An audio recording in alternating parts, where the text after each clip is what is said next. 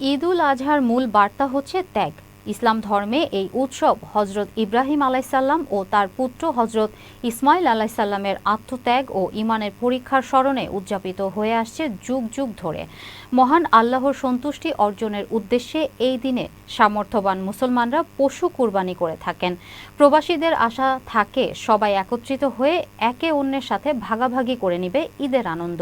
তাই প্রতিবারের মতো এবারও বরিশাল বিভাগ কল্যাণ পরিষদ আরব আমিরাতের সভাপতি নাজমুল হোসাইন সাইদের দুবাইয়ের নিজস্ব বাসভবনে বরিশালবাসীর জন্য আয়োজন করেন ঈদ পুনর্মিলনীর। এ সময় উপস্থিত ছিলেন বরিশাল বিভাগ কল্যাণ পরিষদের সভাপতি নাজমুল হোসাইন সাইদ, সিনিয়র সহসভাপতি আফতাব রোমান, সহসভাপতি সিরাজুল হক ও ভারপ্রাপ্ত সাধারণ সম্পাদক শাহেদ মাস্টার সহ অনেকে।